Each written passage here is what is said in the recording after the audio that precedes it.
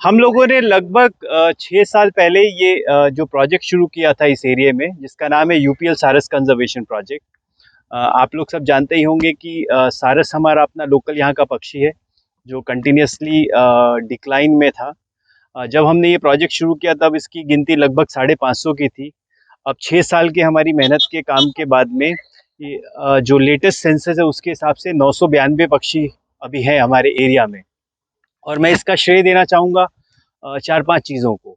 एक तो जो कंटिन्यूस साइंटिफिक मॉनिटरिंग का जो सिस्टम है प्रोजेक्ट में, कि हर रूट में जाके मॉनिटर करना कि प्रोजेक्ट में कहाँ कहाँ पे किस एरिया में कितने पक्षी हैं। दूसरा, लोक भागीदारी, जो किसी भी प्रोजेक्ट के लिए सबसे ज़रूरी होती है, लोक भागीदारी, जहाँ पे किसानों के साथ में, बहनों के साथ में, माताओं के साथ में, बच्चों के साथ में, स्कूल टीचर्स के साथ में।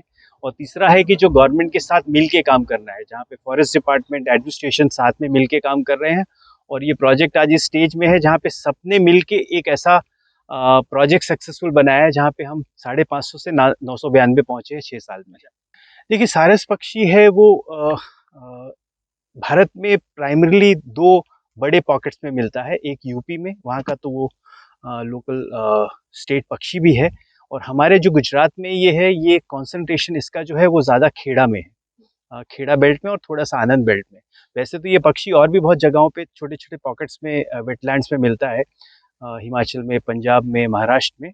बट ये दो इंडिया में इसके मेन पॉकेट्स माने जाते हैं। और जब ये दो मेन पॉकेट्स हैं तो यहाँ पे कंजर्वेशन पे काम करना भी उतना ही ज़रूरी था, क्योंकि यहाँ पे ही सारा कॉन्सेंट्रेशन है।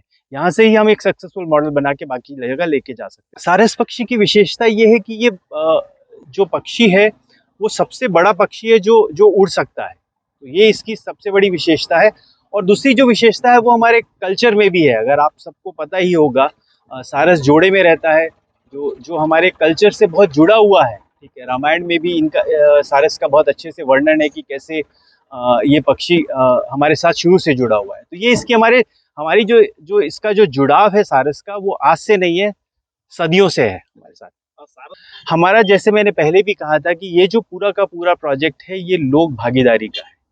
एक तो प्रोजेक्ट का जो सबसे अहम पार्ट होता है वो ये होता है कि आप एक साइंटिफिक तरीके से काम करते हैं, साइंटिफिक मैपिंग करते हैं, कि हर क्षेत्र में जाके मॉनिटरिंग करते हैं, कि कंटिन्यूसली आप नज़र रखते हैं कि कहाँ पे कितने पक्षी हैं, वो किस तरह से रह रहे हैं। वो एक पहला पार्ट होता है। दूसरा पार्ट ये होता है कि जहाँ पे आप पूरा का पूरा लोगों को जोड़ते हैं, लोगों में ये अवेयरनेस क्रिएट करते हैं कि ये क्यों ज़रूरी है और ये कैसे आपका पक्षी और आपको इसको बचाना क्यों ज़रूरी है। और हम ये मानते हैं कि हमारा प्रोजेक्ट इन दो कारणों से सक्सेसफुल है। एक, कि हमारी जो कंटिन्यूसली जो साइंटिफिक मॉनिटरिंग 6 साल से चल रही है, हर रूट में जाके कहाँ कहाँ पे पक्षी हैं उनको कैसे बचाना है। दूसरा ये कि जन भागीदारी कैसे आ सकती है। जन भागीदारी चाहे किसान की हो, चाहे बहनों की हो, चाहे बच्चों की, स्कूल बच्चों की हो, चाहे फॉरेस्ट डिपार्टमेंट के साथ में पार्टनरशिप हो, ये जब साथ में लेके चलते हैं, यही हमारे प्रोजेक्ट का मेन कंपोनेंट है। और यहाँ पे मैं एक दो चीज़ें और ज़रूर कहना चाहूँगा।